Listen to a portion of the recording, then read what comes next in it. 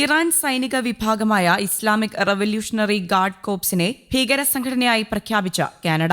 ഒപ്പം ഇറാനിലെ തങ്ങളുടെ പൌരന്മാരോട് രാജ്യം വിടാൻ കാനഡ ആവശ്യപ്പെടുകയും ചെയ്തു. കഴിഞ്ഞ ദിവസമായിരുന്നു സർക്കാരിന്റെ പ്രഖ്യാപനം. മറ്റൊരു രാജ്യത്തിന്റെ സൈന്യത്തെ ഭീകര സംഘടനയായി പ്രഖ്യാപിക്കുന്ന അത്യപൂർവ നടപടിയിലേക്കാണ് കാനഡ ഇപ്പോൾ നീങ്ങിയിരിക്കുന്നത്. കാനഡയുടെ പ്രഖ്യാപനത്തെ ഇറാൻ അപലപിച്ചു. ആഗോള ഭീകരതയ്ക്കെതിരായ പോരാട്ടത്തിന്റെ ഭാഗമായും രാജ്യത്തെ ക്രിമിനൽ കോഡിന്റെ അടിസ്ഥാനത്തിലും ഇറാൻ റവല്യൂഷണറി ഗാർഡിനെ ഭീകര സംഘടനയായി പ്രഖ്യാപിക്കുന്നതായി കാനഡയുടെ പൊതുസുരക്ഷാ മന്ത്രി ഡൊമിനിക് ലെബ്ലാങ്ക് വാർത്താസമ്മേളനത്തിൽ പറഞ്ഞു. ഇറാൻ ഭരണകൂടം ഭീകരവാദത്തെ പിന്തുണയ്ക്കുന്നതായും അദ്ദേഹം പറഞ്ഞു. ഇറാന് അകത്തും പുറത്തും IRGC ഭീകര പ്രവർത്തനം തുടരുന്നുണ്ട്. ഒപ്പം മനുഷ്യാവകാശ ലംഘനങ്ങൾ നടത്തുകയും അതിന് കൊടി പിടിക്കുകയും ചെയ്യുന്നു.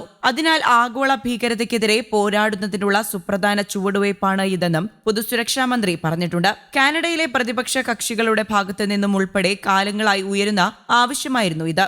IRGCയിലെ ഉന്നതോദ്യോഗസ്ഥർ ഉൾപ്പെടെ ആയിരക്കണക്കിന് മുതിർന്ന ഇറാനിയൻ സർക്കാർ ഉദ്യോഗസ്ഥർ കാനഡയിൽ പ്രവേശിക്കുന്നത് വിലക്കുന്നതാണ് ഈ നീക്കം. അതേസമയം കാനഡയുടെ നടപടി ഒരു ഫലവും ഉണ്ടാവില്ലെന്നും റവല്യൂഷണറി ഗാർഡുകളുടെ ശക്തിയെ ദുർബലപ്പെടുത്താൻ ആവില്ലെന്നും ഇറാന്റെ വിദേശകാര്യ മന്ത്രാലയ വക്താവ് നാസർ കനാനി പറഞ്ഞു. നേരത്തെ 2019 അമേരിക്കയും ഇറാൻ റവല്യൂഷണറി ഗാർഡ് കോപ്സിനെ ഭീകര പട്ടികയിൽ ഉൾപ്പെടുത്തിയിരുന്നു. 1979 ഇസ്ലാമിക വിപ്ലവത്തിന് ശേഷമാണ് Iran revolutionary guard corps IRGC സ്ഥാപിച്ചത്. കര, നാവിക, വ്യോമ മേഖലകളിൽ ഉൾപ്പെടെ 1,90,000 സൈനികരാണ് റവല്യൂഷണറി ഗാർഡിലുള്ളത്.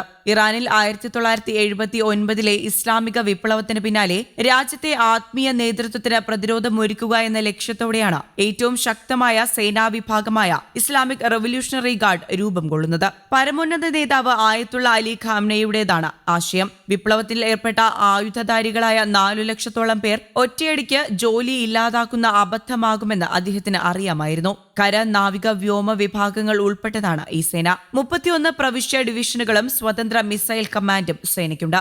IRGCയുടെ തന്ത്രപ്രധാന രഹസ്യ സേനയാണ് ഇറാനിയൻ ഖുദ്സ് ഫോഴ്സ്. ലബനനിൽ ഹിസ്ബുള്ളയെ സഹായിക്കുന്ന IRGC ഹമാസിനും പലസ്തീൻ ഇസ്ലാമിക് ജിഹാദിനും പിന്തുണ നൽകുന്നുണ്ടെന്നാണ് റിപ്പോർട്ടുകൾ സൂചിപ്പിക്കുന്നത്. സിറിയയിൽ ബഷാർ അൽ അസദിന് വേണ്ടി പോരാടുന്നതിനും യമനിൽ ഹൂതികളെ സഹായിക്കുന്നതും IRGC ആണെന്നും റിപ്പോർട്ടുകളുണ്ട്. ഇതുമായി ബന്ധപ്പെട്ട ഒട്ടേറെ സ്ഥാപനങ്ങളെ കരിമ്പട്ടികയിൽ ഉൾപ്പെടുത്തിയാണ് US ഇറാനുമേൽ കുരുക്കുകൾ മുറുക്കിയിരുന്നത്.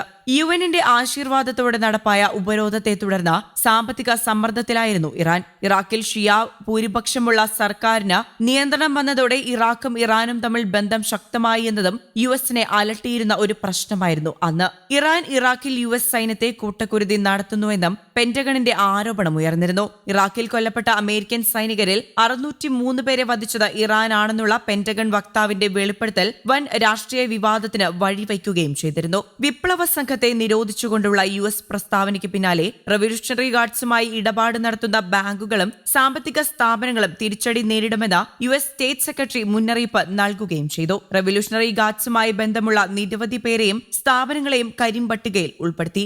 ഏറ്റവും ശക്തമായ സൈനിക വിഭാഗത്തിനെതിരെ നീക്കത്തെ ഇറാൻ ശക്തമായാണ് പ്രതിരോധിച്ചത്. Al Qaeda, Hezbollah, Taliban, Islamic State group, North American neo fascist തീവ്രവാദി സംഘടനയായ പ്രൗഡ് ബോയ്സ് തുടങ്ങിയ 80ഓളം സംഘടനകളെ കാനഡ ഇതിനോടകം ഭീകര സംഘടനകളുടെ പട്ടികയിൽ ഉൾപ്പെടുത്തിയിട്ടുണ്ട്. News desk, Kerala Kaumudi.